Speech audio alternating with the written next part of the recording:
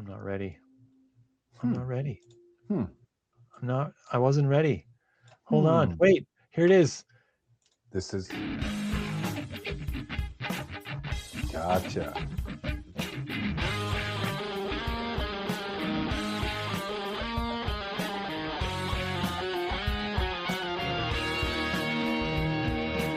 Thought you meant like psychologically. I'm definitely not psychologically ready. But what do I say at the start of the podcast? And we're back. And we're back with Truth Unrestricted, the podcast that is creating and interpreting the language of the disinformation age. I remember the whole thing on the first try this time. That was so good. Yeah. Gold star by my name. Back again today with Patrick, the man who once walked with me along a creek as it flowed out of one lake and entirely along the entire route till it flowed into another lake. Yeah. That was an epic time in a Yeah. That took us time 2 before the days. internet. Yeah. Yeah. Yeah. Yeah. How you doing, Patrick? Good. Good, Spencer. How are you doing? Yeah. Good. Um, yeah, I mean, just fine. Just fine. Not All right. really good, but just sort of Walk it back a half yeah, percent. yeah, Yeah. down a couple notches, All but right. I'm here. I'm good. My head's in the zone. We're All not right. yeah, honest. Honest. I wouldn't lie about something like this. Other things maybe, but not Yeah. this. So we're going to talk again today about one episode of The Prisoner called Free for All. You did watch it, right? You watched Free for All? Mm-hmm. Yeah. Mm-hmm. Okay. First takes. What did you think of now that you're getting into an episode that has like real meaning for real people who watch this show? What did you? It just it's okay, I'll be honest, like I Sure. didn't Yeah. know how locked in I'd be able to even get into this show, because when you first told me, oh, this is a show from the 60s, Mm, there's this many episodes in this limited series and whatnot, I was like, oh, I might be Cole's noting some of this and trying to show up, but it seems like, but I'm actually at the point now where I really look forward, as I'm watching these for the first time, to what the new premise is, what the next, mechanics of the controllers are going to be versus what his approaches to it. And, this one, I could kind of intuitively feel why you were going to make discussion matter out of it. oh yeah. Yeah. This one is one that many people like. I've listened to some podcasts who have talked about The Prisoner and watched other YouTube content and everything. This is an episode of the series that pretty much everyone discusses at some point. Hmm. It's a major episode of The Prisoner. Mhm. And as a sort of a thing, it's sort of a satirical. I wouldn't even say satirical. It's sort of like the whole series is a surreal take on a thing. It's its style really is surreal Mhm. in tone, in everything.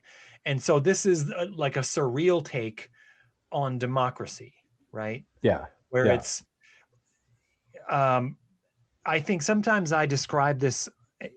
I don't I don't usually describe it to people who haven't seen the series because it makes it make less sense to them and it discourages them from watching it. But it sort of makes more sense after you've seen some of the episodes or maybe all the series.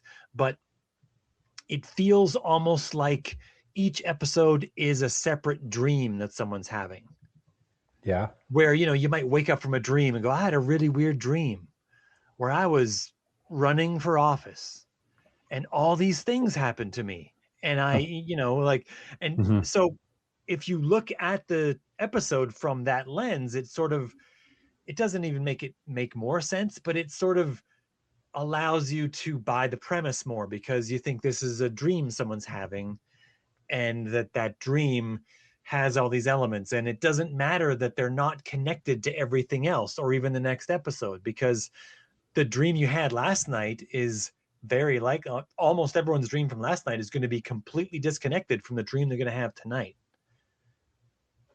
unlikely that your dream has a previously on, last Well, time in this aside from the dream. thematic elements, right? Because like his role in the dream is always to Yeah, either escape the or break the premise is still the system. same. Yeah. He's still Okay. a prisoner, and there's still people behind a curtain somewhere Yeah. And you watching don't know who you can things. trust. Yeah. Yeah. That the premise is all the premise points are still there, Mhm. but this is quite different from every other episode that's in the whole series, as is every other episode in the series different from every other episode in the series. Um, which is sort of a big deal that everyone who loves this show loves about it, is that every part of it is so unique. Nothing is sort of redone or rewashed just to recycle and make more money, Mhm. as almost all television shows are now, right? If You they got to were going to wonder go if they back to, yeah, I was going to say you got go to ahead. wonder if they used that changing um, actor, who the person who becomes number two, as kind of like a reinforcement of that. Like each scenario stands alone. Um, Mm.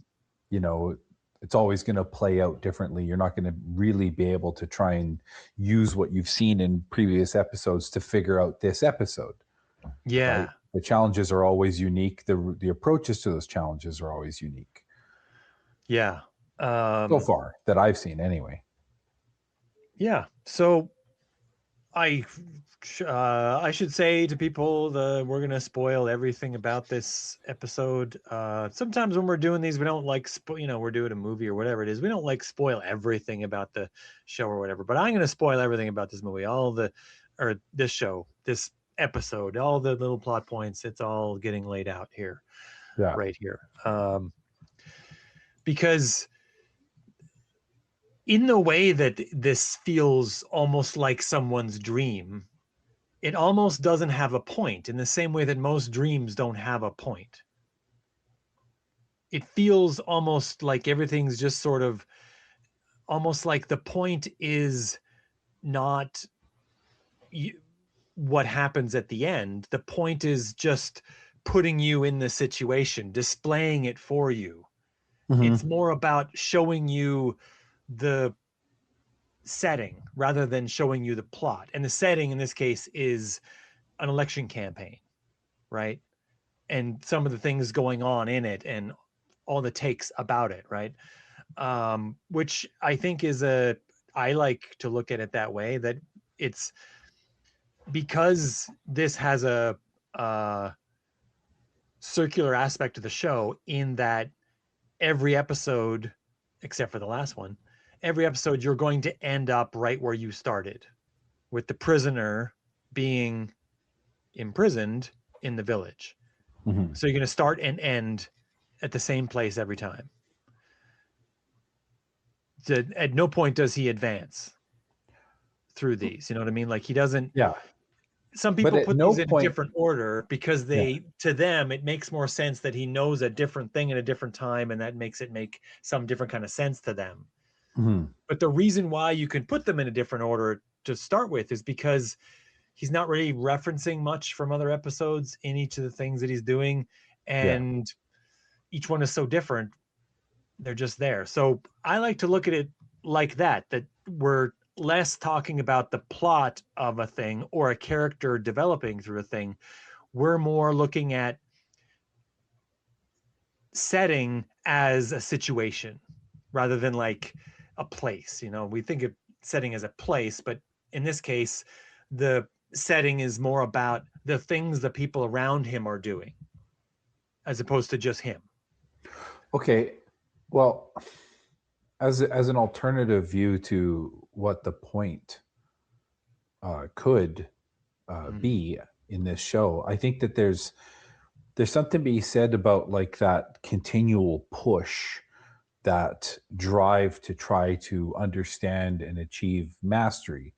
Because something that, like, no, he doesn't advance in any of the episodes, but neither does he ever give up, right? No, that's And part of the premise too, is he'll never yeah, give up. Yeah. and so not only is there like there's the evident question that they always explicitly open with, we want to know your reasons why, but then there's also like what, you know, describe it as a fear or a worry or a resistance to the idea of what conformity would bring for him if he were to simply fit in with the mold of everyone else. He is the only one trying, right? So He there's something appears to be the only one trying.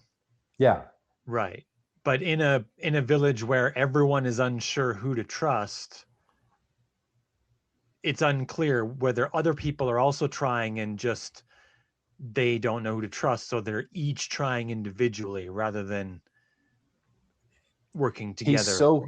He's so contrary to the normal personalities there though, right? Yeah, Like yeah, he's yeah. out there yelling it. He's like, Yeah. "Who are you with? You know, are you Yeah. gonna sit like?" And I think that'd be like, oh, you'd think the very next episode would be like every single person that was really into getting out of there would be like, "Hey, yeah, you can work with me," but it stays that same kind of dull lack of activity from everybody he's surrounded with.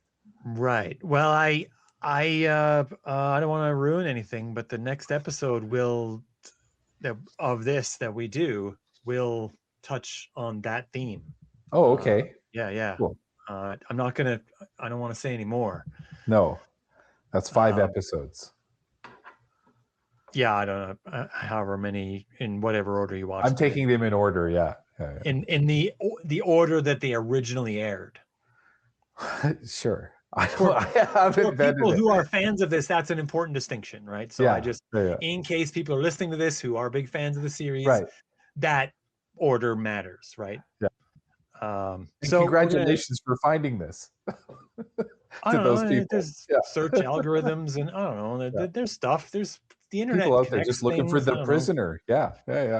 I had someone on Blue Sky earlier today telling me that they couldn't get through the first episode of this that we did with the premise because they said there was too many factual errors. So I kindly asked them to point them out to me, and then I didn't hear from them. So I don't know, like, sounds like a troll, but you never can tell. Maybe I got some stuff wrong. I don't know. Factual errors in fiction.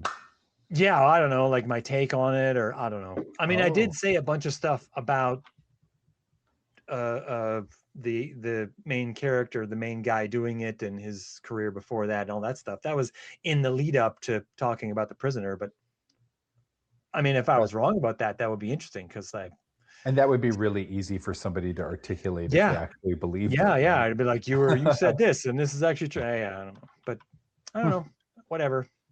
You get all kinds of people who too many factual errors to even name. I can't even get through the episode. Okay, well, sorry. Oh. Yeah. I don't know what to tell you. Oh, wow. But yeah, we're going to listen to some clips. This one is, like he gets sort of recruited to run for a position of number 2, as it were, sort of the front-facing administrator is sort of what we think of number 2, at least at this stage. And he's welcomed really warmly by the current number 2 to join the race. Well, he's actually like number 2 goes and essentially baits the hook, says, we can't have just one person running. That's a sign that it's no good. Everyone votes for the dictator is what number 2 says. And he says, no, this is real. You actually do vote. So then they do opening speeches. And so this is that. Good people of our community. There's recently a lack of opposition in the matter of free elections. This is not good for our community and reflects an acceptance of things as they are. We know what we must do. What must we do? Exactly. We are, however, fortunate to have with us a recent recruit whose outlook is particularly militant and individualistic. Let us hope that he will not deny his duty to the community by refusing to take up the challenge. Good people, it is my pleasure to present to you the one and only number 6. I am not a number. I am a person. In some place, at some time, all of you held positions of a secret nature and had knowledge that was invaluable to an enemy. Like me, you are here to have that knowledge protected or extracted. That's the stuff to give them. Unlike me, many of you have accepted the situation of your imprisonment and will die here like rotten cabbages. Keep going, they'll love it. The rest of you have gone over to the side of our keepers. Which is which? How many of each? Who's standing beside you now? I intend to discover who are the prisoners and who the warders. I shall be running for office in this election. Yeah. So as we can see, he starts off, and this is his first opening statement for what his campaign is going to be like, essentially. And he starts off with the truth. I mean, when we first learn about democracy, and we, as high school students or elementary students or whatever it is, however, and when we're first sort of learning about this, it seems like having a politician tell the truth would be the best thing. And I, probably still would like that, I think. But in this take, this is sort of, he starts with the truth, and it doesn't go well. I mean, his very first words are, "I'm not a number, I'm a person." And the whole crowd immediately reacts with laughter. Mm-hmm. And this whole take, the whole scene where he goes through this very studious speech where he's I wouldn't say judicial. No, that wasn't the word I was looking for. He's very studious and almost vengeful. He says, "I'm going to find who among us is working with them that are imprisoning us here, right? I'm going to, this is a big reason to vote for me, because I will work to find out the truth of the matter and to, set everything to right." Mm-hmm. And this is where it starts, and he doesn't really do very well at the start here. Can I tell you something about that fact Sure. that they all laugh at him Yeah, when he says sure. that? For me, that makes me suspect everybody is an employee there, right? Because you think that like they know how to reject this enough, the ones who are the architects of this. But you think if there were some people in that crowd who were just like fearful, trying to blend in, they would not have known to laugh when he said that, because it doesn't sound like anybody has ever come along like him before to try and shake things up and get people,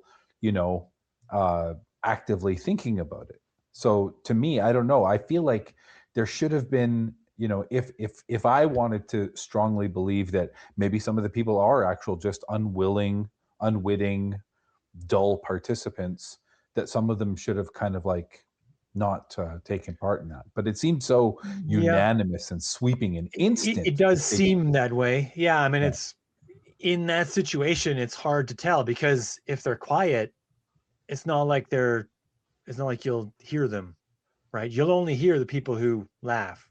So it's the sort of You'd thing hear that people laughing late as they it's the caught sort of up with thing it. that would creates at least the illusion of consensus about this, right? This Yeah, about reaction, personhood. Yeah. which is difficult to tell, right? So I don't, it's hard to say exactly, but in sort of like the social conformity emperor's new clothes sense, right? This age-old fable we have about insisting something is not the way it seems because we know that that's what everyone else thinks, and they'll think us, foolish. In the case of the fable, they think they're a fool if they admit to the thing that they can see in front of them, which is that there are no clothes. This sort of makes some sense in the mind of people who believe that people can fake this. So this is in the conspiratorial sense from the mind of a person who feels that all the conspiracies are real. That makes perfect sense, because to them, a lot of people, know what's happening in the world, but refuse to say because they just want to go along. They're sheeple is the word that's used. But yeah, I don't know. But I thought that it's interesting, as far as this goes, I mean, he doesn't have a character arc here really, but the campaign that he's on does have its own arc, right?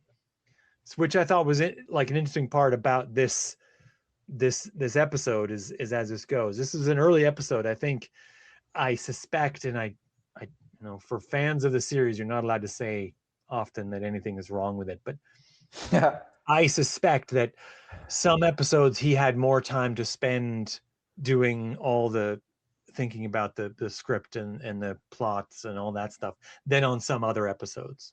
And I think as you watch it, you'll see that some are better and some are more filled with things that might seem like they're just coming in from stage left and then taking up a bunch of time.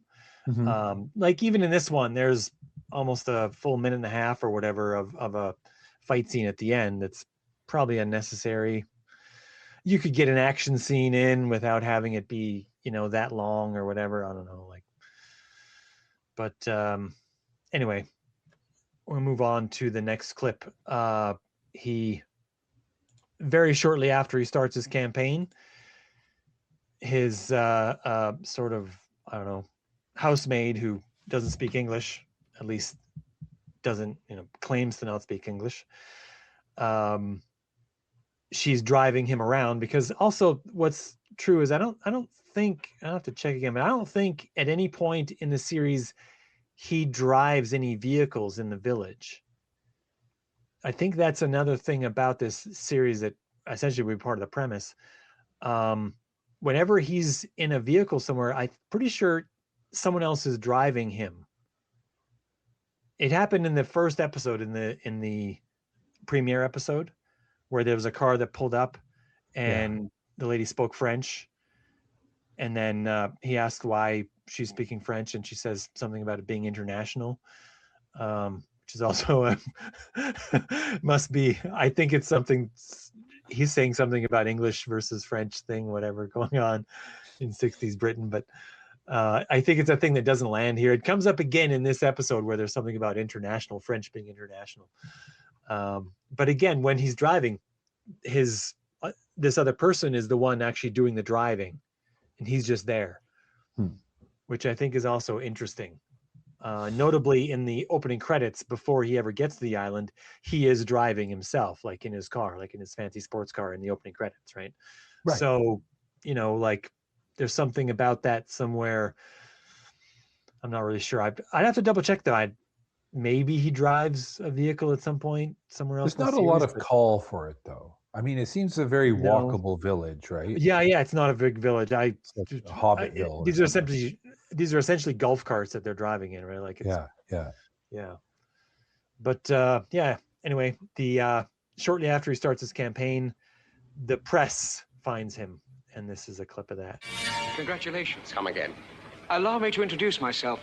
I am number 113, and this is my photographic colleague, number 113B. We contribute to the local newspaper, the Tally-Ho, you know. Drive on. This is red-hot stuff, you know. Haven't had a candidate of your caliber for ages. Congratulations. How are you going to handle your campaign? No comment. Intends to fight for freedom at all costs. Policy. No comment. will tighten up on village security. Smile. How about your external policy? No comment. Our exports will operate in every corner of the globe. How do you feel about life and death? Mind your own business. No comment. So I loved that scene in this Yeah. episode so much. It's his entire platform is essentially made up by the press, because presumably because they want a better story, but they don't. He doesn't. I mean, he has to say aloud what he's writing down so that we all know it, right? Because we're not going to read it. But there's no hesitation. He's not the least bit surprised that he has to make up the answer, right? So we get the idea that the press has done this before, where they're just making up whatever they want as the answer, right? Yeah. And that is definitely the conspiratorial view of the media. There's a reason why they name it the mainstream media. The idea being that they are not discovering the truth, they are attempting to dictate the truth to everyone else, right? And that's definitely happening in this scene where they're asking him questions, he's not answering them, and they're just making up their own answers to the questions as they go. And they're also, the answers aren't very they aren't very unique. Like they're very just middle of the road. Yeah, this candidate's going to be a good guy. There's all these issues, but it's not, like they're the same thing that pretty much everyone would answer if they're running, like it's, they're not, yeah, everything's going to be good. You're going to sell everything everywhere and we're going to have good defense. And yeah, like it's, no one's going to be against good defense. Very form letter. Yeah. It's, yeah, that's right. Yeah. Pat answers. Yeah. So anything else about that before we move on? No, just I thought it was. I laughed. Really I laughed good, out loud when I saw it. No comment. The last bit, I was just like, oh, that's so. Yeah. Like you could tell the guy was like having fun. Yeah. No comment. Yeah. So the campaign moves along, and there's a piece of this that I'm skipping because I don't want the episode to be super, super long, but there is a sort of a Manchurian candidate aspect to this where the sort of people in charge realize he's not doing very well. And so he kind of gets drug off to a room somewhere, and they put some drugs in him and they seem to hypnotize him to some extent. And there's a whole thing going on with that. And it's also not something that is very good in an audio clip, which is another reason why I didn't bother to put it in. Notably, this does happen several years after the Manchurian Candidate is out. Manchurian Candidate was like 62, I believe. When we covered it, we did 62. This is 67, so like 5 years later. Okay. It's possible that he saw the Manchurian Candidate, knew about it. I think it was a well-discussed movie at the time, even as far away as Britain. Which is more true now that movies make it across the Atlantic than it was in the 60s. But I think that it's fairly likely that he knew something about it. So maybe that affected something that he did here. Then this wasn't a coincidence that he's appears to be hypnotizing a candidate in this way as an homage, at least, to the Manchurian Like they Candidate. know the idea is out there, so it's yeah. It's accessible as a plot device. Yeah. Which isn't exactly the plot of the Manchurian Candidate, of course. It's not the candidate who's being hypnotized. We covered that. It's this odd naming thing, but whatever. There is that subplot line going on, but after they sort of refresh him and get him back on his feet to go out and campaign again, he gets into some slogans. And this is when his campaign is starting to do much, much better. Place your trust in the old regime. The policies are defined, the future certain. The old regime, forever. And the old number 2, forever. Confession by coercion, is that what you want? Vote for him, and you have it. Or stand firm upon this electoral platform and speak a word without fear. The word is freedom.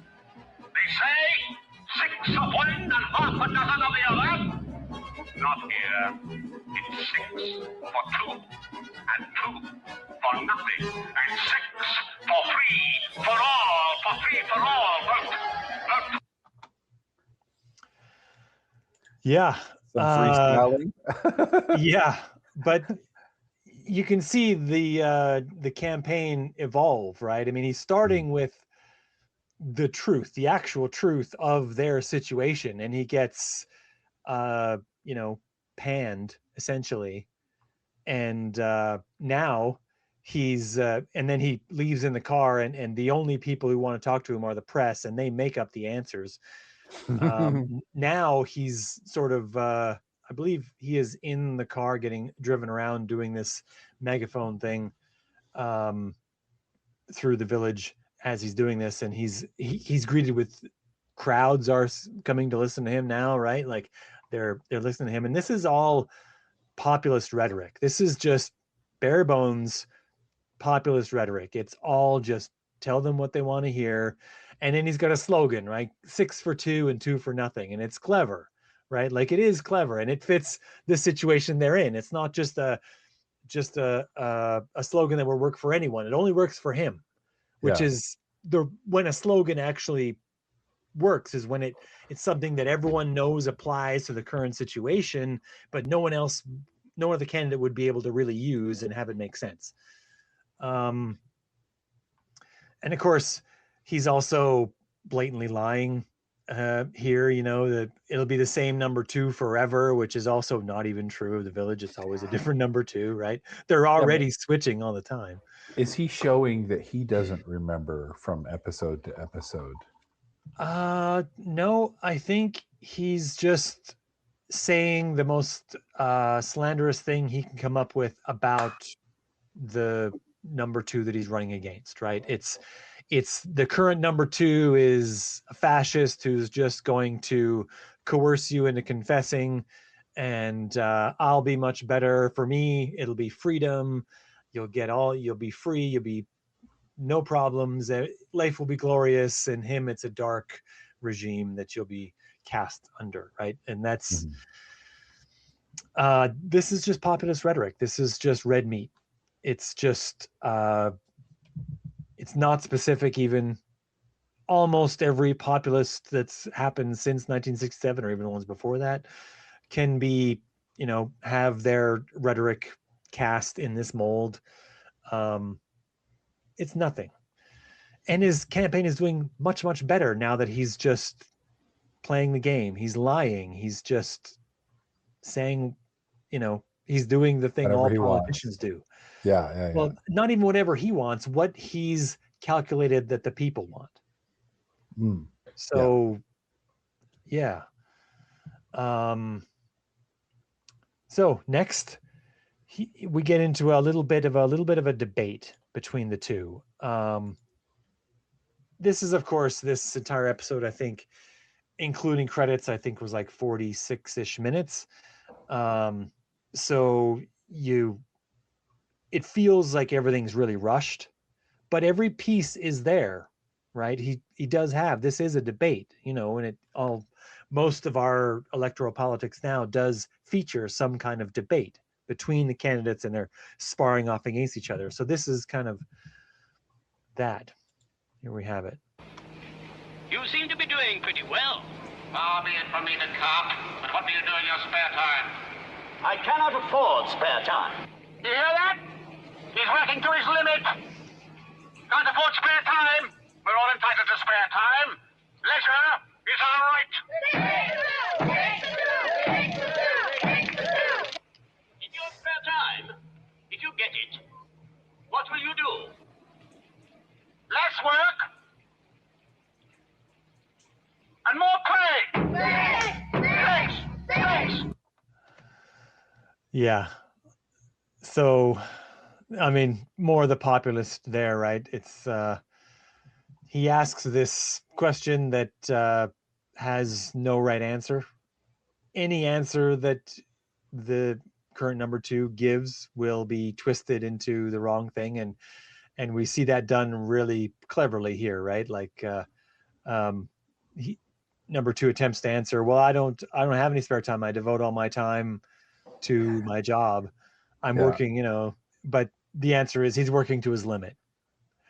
He'll never be any better than this because Can't trust him. he's already giving everything he can, and this is all you're getting from that, right? Yeah. Which is like, this is one of a very clever piece of writing that it's very well done. And this is what politicians attempt to do to each other: ask a question that there's no good answer for, and then Yeah. nail the other guy with any answer that he gives. With what he gave away. Yeah. Yeah, any answer that you give is you're going to get slammed for it, right? And in this case, it sort of felt like there was a right answer, but even that's the wrong answer because of the way political rhetoric itself. Political rhetoric is almost the thing being satirized here in a way. You know what I mean? Like the entire political process is sort of lampooned here.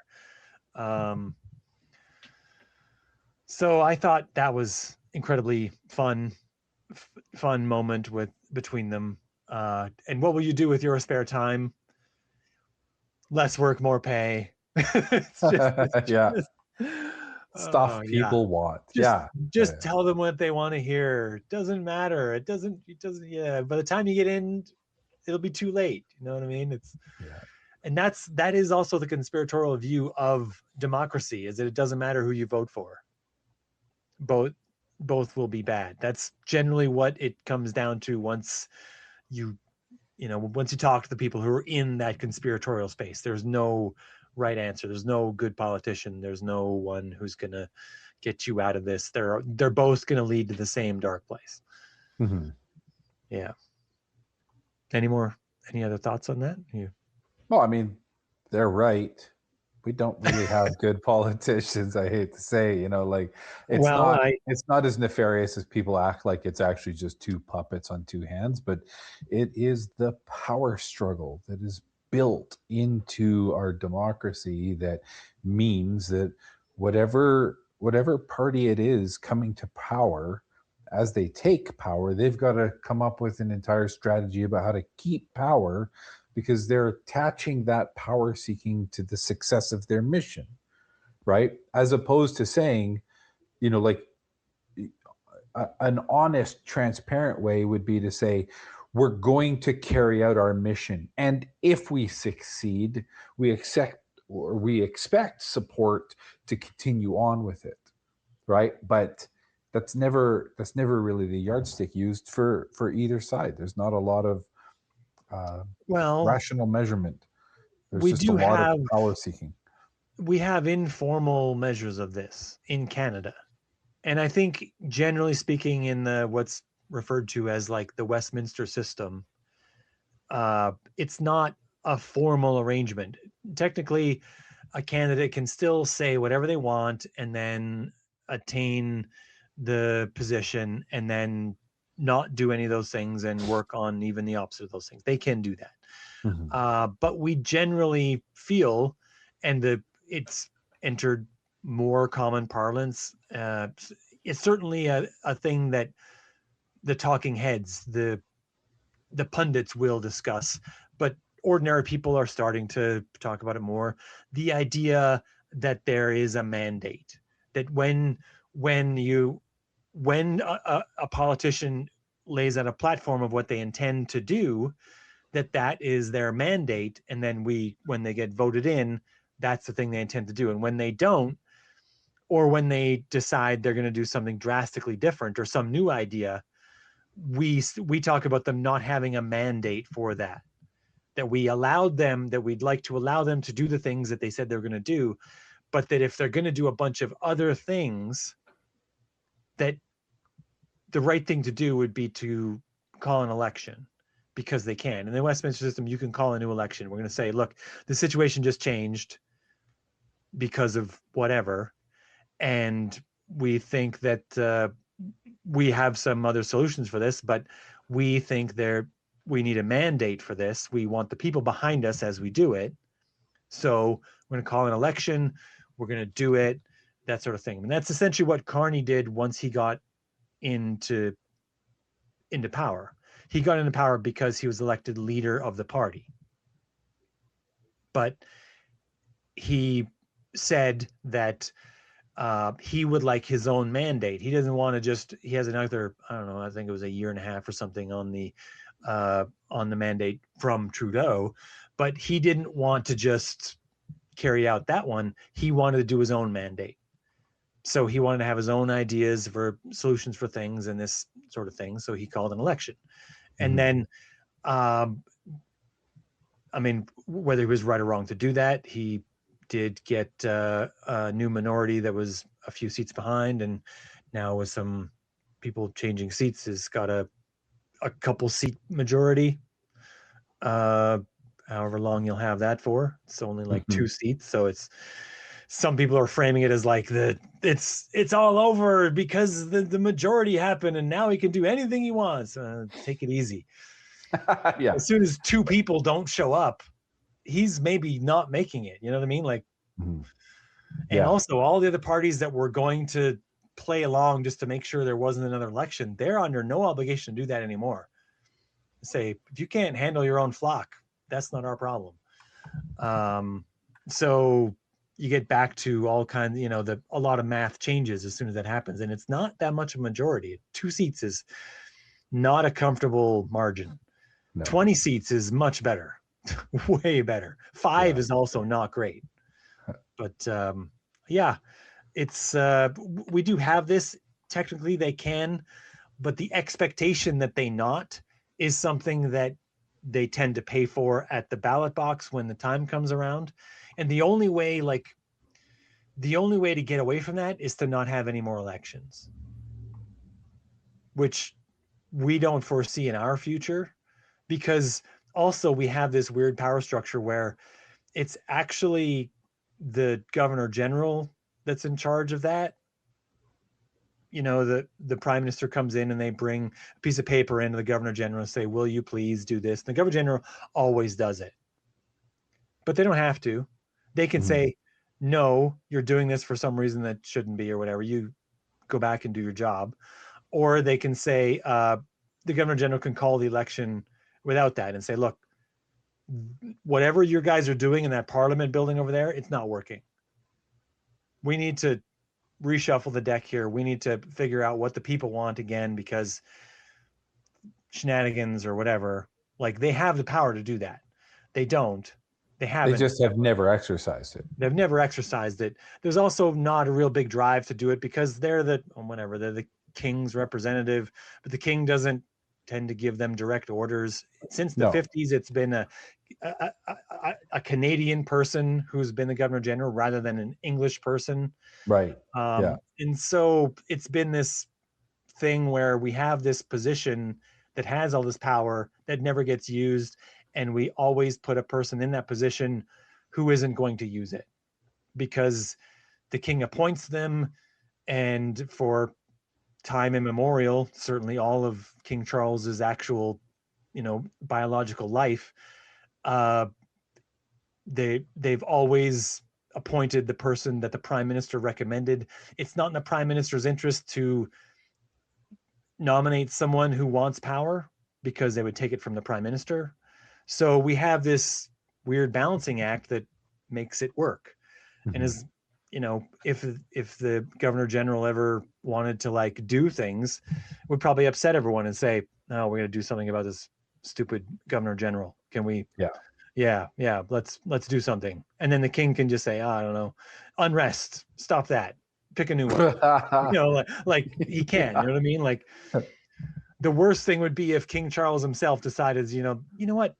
I think I need to take an active part in this Canada thing. That would be the thing that would really throw this country into a frenzy, right? Maybe, but everyone's liking Charles right now with his recent remarks at the Lighthouse, right? So yeah, right. But once he steps in and says, you know what? Yeah. Hand on hip, let's do this, Canada. I think that's the moment where Canada be like, I don't know. Reassess. Yeah. We like you at a distance. Like, that's you're an extra 3 time zones away from our, the closest time zone. I don't know. Yeah, whatever. You need to go back. Yeah. We have telecommunications, but I don't think this is a good idea. But we do have this idea that at any moment all the ministers as well. Like if let's say you're Mark Carney and you're gonna be a fascist or whatever, maybe you are, and you're gonna want to have no more elections, you have to have all the actual sitting members of parliament in your party be on board with everything you're doing.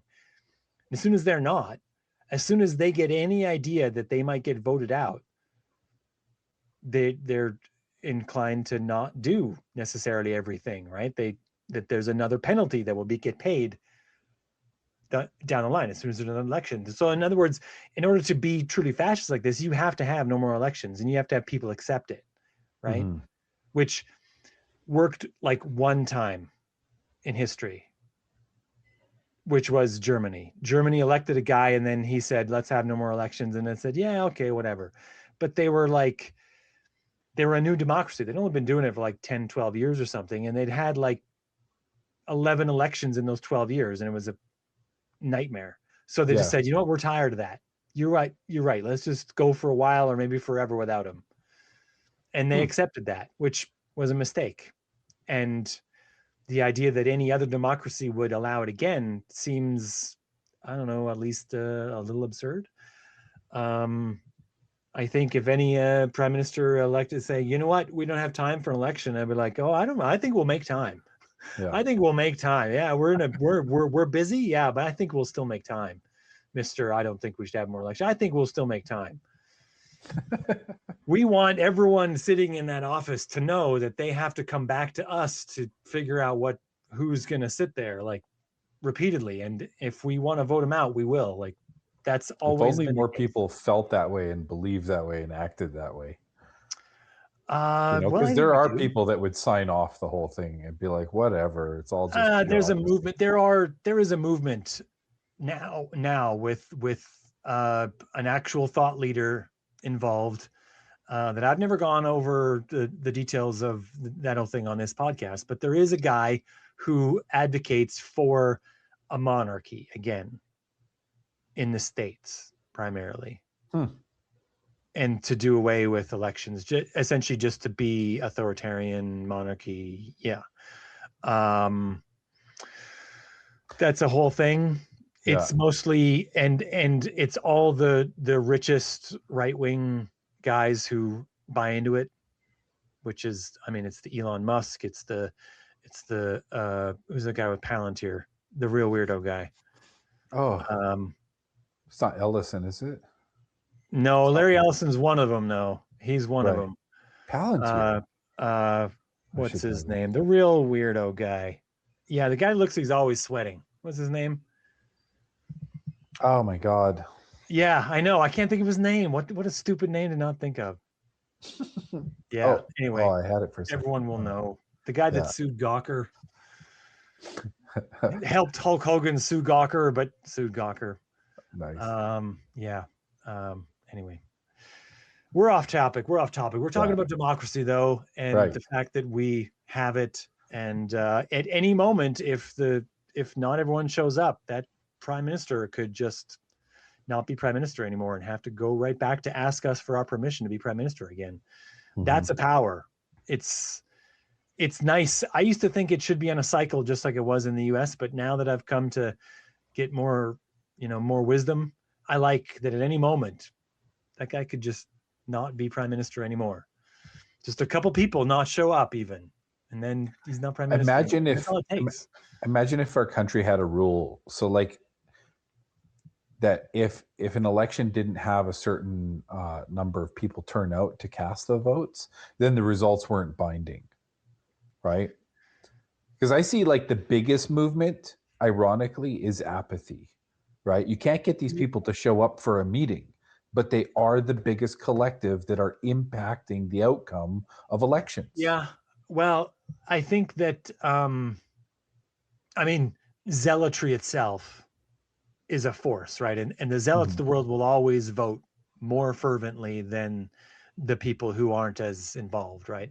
Mm-hmm. I kind of like Australia's thing where they have a strong encouragement to vote.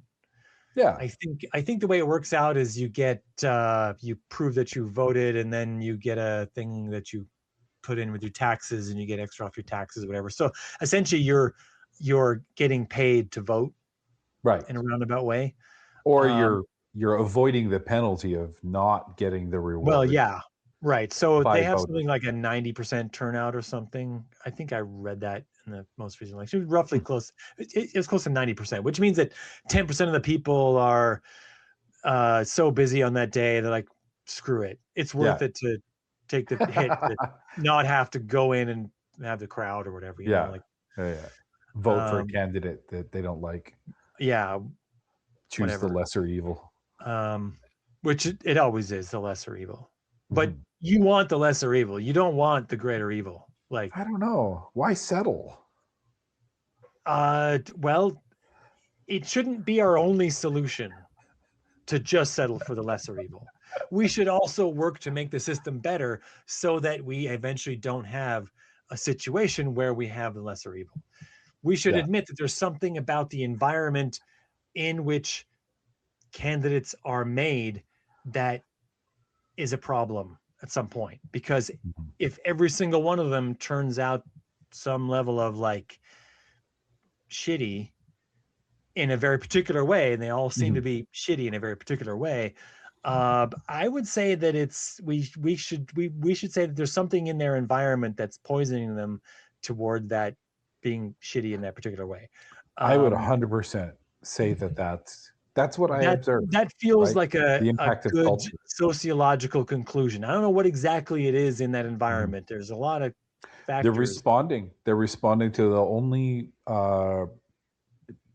predominant pressures presenting from the population that they listen to, right? So even if you had a full, say, council at the municipal level who just had the best ideas, if those ideas rubbed everyone the wrong way and everyone was coming to their opinions through ignorance, that council would cave.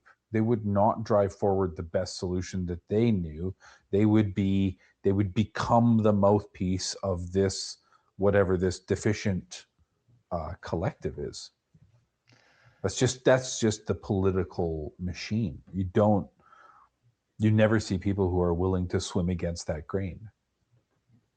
Maybe. Not really. I still think that a better set of ideas can change an outcome. I'm optimistic though by nature. Yeah. So maybe that's just Sunshine Spencer talking here. Yeah. That's a funny inside joke, Patrick, that I'm going to explain to you right now, because there is in the world a man named Spencer Sunshine who's also Canadian, and he is a prominent writer about right-wing shitheads. Oh, okay. He is like, among people who study right-wing movements, he is a very important person who's done a lot of research on the thing, whatever. Neat. But Sunshine Spencer is different. I'm just optimistic person named Spencer. Gotcha. So, very good. Yeah. So we have one more clip.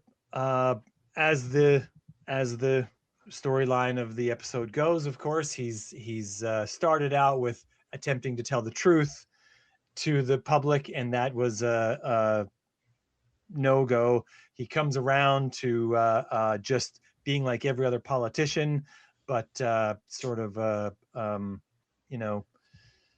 nastier, maybe more populist, and this works for him. He wins the election, and then he has a moment. There's a lot of fun things in this episode, but the moment where he gets sort of to the behind the scenes, and they have this moment where they're playing with all the buttons, and this is sort of, I wanted to have a clip of this, but there's no talking and it's just sounds, and I can't show anything of the video because it's so locked down on YouTube that it won't let me. But it's just him and this woman who still claims that she can't speak English, just pressing random buttons, and like chairs are like going beneath the floor and coming back up. And that is the conspiratorial notion of the level of power that the conspiracist generally believes that the leader really has. They can sit in a room, they can hit some buttons that'll cause some things to move around and whir and click and whatever, but none of that shit matters. It's like they have buttons that do things, but those things don't matter. right? So it's, again, we discussed this in the premise about there was a council. Remember, there was a council that got elected, and that reminded everyone, this is a council you chose. Yeah. And they organized an art competition, right? And so it's that level of power, that you get power to do things in your community, but you don't have the power to like pull back the curtain and show anyone the real thing that's going on, right? He's hoping that the switch for free the entire village is right next to the switch it has for this button, retract chair.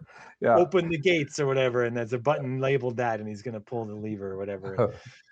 Yeah, but that's not it. But his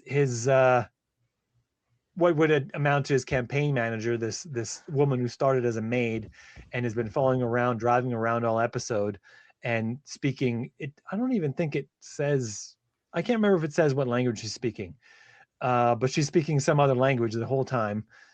Yeah, the closed captioning is literally just the phonetic of whatever she's saying. Yeah, so I don't even know if it is a language. It kind of sounds like it's vaguely European in nature, but it's not one that I recognize. Let's put it that way. But she turns on him in a big way. He like gets mesmerized in this way that he's sort of this weird Manchurian Candidate-esque thing. He was hypnotized earlier, and he walks in and sees the screen, and the screen is hypnotizing him again. And then she snaps him out of it. She says some funny things. She starts saying click, click, and she slaps him a bunch of times. Yeah. And it brings him out of his stupor. He's no longer a candidate anymore. He's again like full on number 6. Yeah. So this is the clip of what happens next. Will you never learn? This is only the beginning. We have many ways and means, but we don't wish to damage you permanently. Are you ready to talk? So, of course, the reveal is neat, of course, because every episode has its own different number 2. And we get the idea that the number 2 is just a figurehead.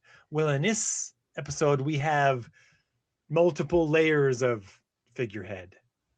We had the number 2 who was running for election, but that one wasn't the real number 2. This is the real number 2. Because he's sort of at the election, the real number 2, he takes his pin off that says number 2 on and hands it to number 6. Number 6 walking around with it. She takes it off of him, puts it on herself to reveal she's been there the whole time. She's the real number 2. She's been guiding him this whole way through this whole process to do all these things. She's always known English. Obviously, she knows English. She speaks it perfectly with a British accent, right? Will you never learn? Yeah. Will you never learn? Yes. And the whole thing has been set up to break him down one more step, to let him know just again how powerless he is, and when will he finally just confess and tell them everything they want to know, right? Which is sort of also the conspiratorial view of what happens with democracy again, right? Hammering it in, this idea that it doesn't matter who you vote for. It was all just a sham. It was all just a thing to get some other thing they wanted. And the they is always ever present. To a conspiratorial person, you never have to define who they is. Always the people on this side of the fence who are trying to discover how the conspiratorial person thinks. We want to ask the question, who is they? Because we also sometimes think it's a different they. But in that mindset, it's just a they. And it doesn't matter who the they is. And when they speak to each other, they refer to they, and they never define it to themselves, really, who the they is. It's always a indefinable, the people behind the curtain running everything. That's the they, right? And they're all in on it together somehow, smeared together into a thing. And so even the moments where, we get glimpses throughout the series, and in this episode again, of scenes from a control room. And it has these, you'll see it has these weird chairs that are on, like, for some reason, they're on like a teeter-totter or something, or like a hydraulic arm that lifts them up and down, and they're looking at this screen. The screen is almost like curved, I think, sometimes, and it's you okay? Yeah, just sorry, I knocked something over on my desk. But it's from there. Like sometimes they're answering phones from there, they're calling from there into the thing, and they're interacting with people in the village. And this is it's sort of like the control room of the village. Sometimes throughout the series, we get scenes of a number 2 character in that room actually talking to people in it. But sometimes, like in this one, I think that was there and it was just a scene in there. And I don't think there was even anyone talking. It was just sort of there. And so we get, us as the audience, get the idea that there is a control room, that there is a nerve center in which everything goes and everything is planned and everything from there comes out. And when they do announcements, it's probably from that room, right? The announcements of the art fair or the art contest or the election, or all these things are coming from a nerve center like that. They have And a hand in all things. Yeah. And it's that everything goes back to a they, and in the village, that is the they. But to the conspiratorial world, they're imagining a room in which there's a they, in which they're coordinating everything and that they're working on it all together. And to the conspiratorial mindset, of course, the elections don't matter. It doesn't matter. They're all the same. Which is sad. Because there is differences, right, between the people who would be in charge. They would make different stupid decisions. Many of them are making stupid decisions, but they'd make different stupid decisions, right? Different ways to screw everything You got up. to think this show makes a different splash back when it was first released compared to now, because compared to now, everybody has some sense that, government and this stuff is performative, right? But back then, you might have had people watching this being like, oh, this is like contrary to any idea I've ever had before, like the press involvement and that kind of scripting and stuff like that. It says something that kind of idea was already out there so long ago about manipulating the outcomes through public perception. Well, that idea has been around for a lot longer as well. I mean, we know for sure that when was Citizen Kane made? 1941, 42, somewhere in there. A big part of the plot of Citizen Kane is talking about using the media to shape the world and make things happen the way that the owner of the media wants them to happen. And that, in that case, Citizen Kane was based on a particular person who existed named William Randolph Hearst, who did that, bought up a large number of newspapers and attempted to use them often to, sway the political needle in the direction he wanted, or to do things that he wanted to do, right? That idea was already around, and that would have been like in the 1910s, 1920s. So yeah, it's that idea is already very old, probably as old as newspapers, right? Once newspapers became a big enough deal that they could do this and they seemed like they could sway things, people and some aspect must have gotten some level of wariness about this, to some degree.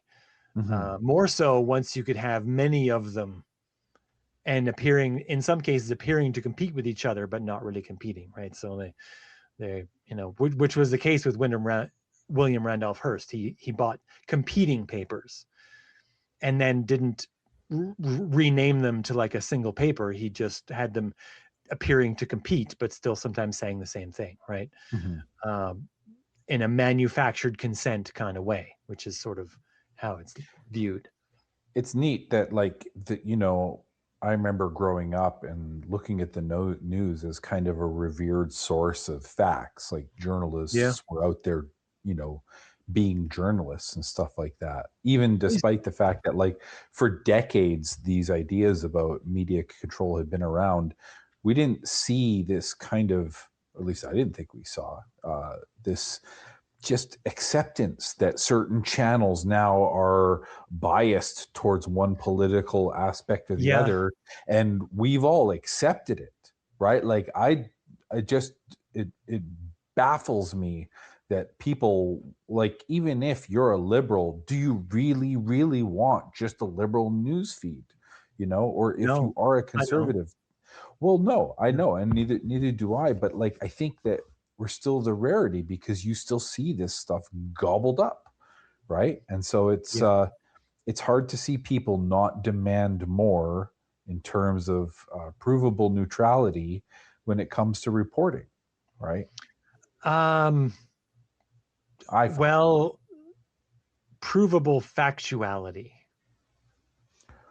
Well, See, neutrality, like, for just to have the sense that whatever like journalist is like working true the case. neutrality would attempt to not report on a thing if it swayed the needle on an election.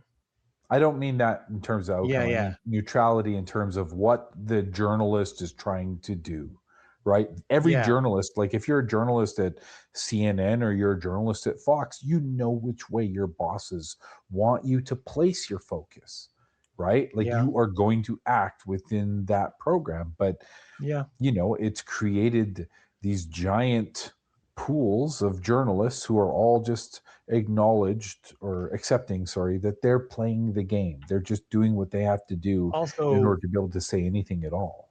yeah, also much of that has gone from journalism to uh editorialism, Mm-hmm. where they're not looking at the world, discovering facts, and then reporting those facts. Like they are, but they're not doing it as often. And much more often, especially Fox News, is talking about their opinions on Yeah. matters rather But than then, about, right. So and they're doing it more and more. And it's odd to say this because they were already doing it to a large extent 20 years ago, but increasingly every year they're doing it to a less disguised extent, mm-hmm. to the point where Tucker Carlson goes on the air after the 2020 election and declares that voting machines swayed the vote for Biden. I mean, him and also like 20 other people at Fox, but him more so, far more so than any other at Fox. Mm-hmm. And then he gets sued by the manufacturer of the voting machines to produce evidence of this. And the defense in court by the lawyers is that this isn't factual content. This is entertainment that this man, Tucker Carlson, the most watched man on television at the time, On a is news doing station. Yeah. on a thing that's called a news station. It's Fox called News. Fox Yeah. News. It's not Yeah. called Fox News Entertainment. It's Yeah. called Fox News. And they say that his output is for entertainment purposes and that no reasonable person would believe him. Mm-hmm. And that's a real statement that real lawyers put into a real courtroom on the record in defense of a lawsuit for $868 million, which Wow. they then lost because the jury didn't buy that no reasonable person should believe him. Mm-hmm. And then, and part of the deal was that they had to stop him from talking, so they fired him. Yeah. Yeah. Bizarre. Remarkable, though, that they would be okay with saying that. Yeah, go ahead, lawyers for our defense. Say that we're just here for entertainment purposes and not here to. At that point, it should throw in the towel. Just throw in the towel. Just call it Fox News Entertainment. Yeah. Just change the name. Like, well, nobody into it. who's watching these news channels is ever actually I mean, I assume nobody who's watching these news channels is ever actually categorizing something or weighting it on the basis of whether this is an editorial and someone's opinion, or whether this is supposedly the simple reporting of facts. Nobody's actually, they're just like, oh, if it's coming to me on this channel, this is Yeah. the way it is. This is what these are the things they said that I will take to war against the other side. That's Right? meta thinking, right? Yeah. It's the idea that you don't need to assess each individual piece. You just need to think about where it's coming from and who it's coming from, and that's enough, right? Which is silly.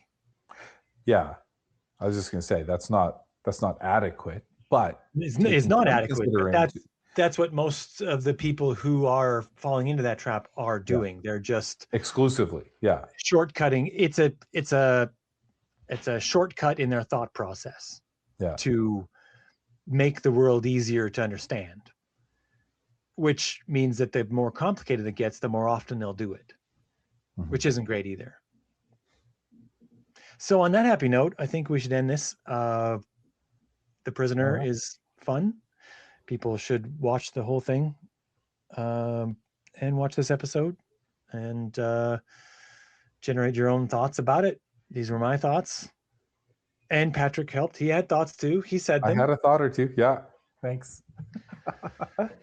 And so if anyone has any questions, comments, complaints, concerns about anything they heard on this podcast, you can send an email to truthunrestricted@gmail.com. If you rage quit listening to the episode early on because you wouldn't even get to this part of the episode to hear this, but if you don't like it and you think there was all kinds of factual errors, just tell me what you think they were, so that I how many know what you think they how were. many errors? Yeah, don't just count them. No, don't give me that. There were 13. Well, start with counting. I mean, that's a fact, right? Just give me at least one. I mean, at least one, right? Yeah, that's true. Yeah, at least one. I generally want to hear the things I got wrong. I don't say these things because I think that I'm right about all of them. I say them because I'm okay with being wrong about any of them. I think it's I would just love to hear what anybody thinks of in terms of like how they would have approached certain questions or added to questions or other reflections or hello kitty. Yeah. And also a kitty. Yeah. Who is sleeping until a moment ago when I picked him up. Aw. Mm-hmm. Yeah. So with that, we'll sign off. Till next time, Patrick. Cheerio.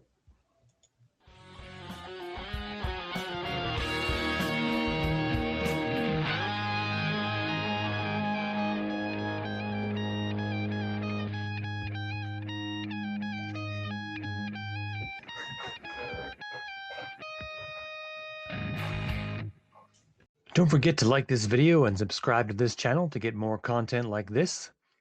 Special thanks to Jeff Powell for the intro and outro music handcrafted with real guitars. Please send all feedback to truthunrestricted@gmail.com.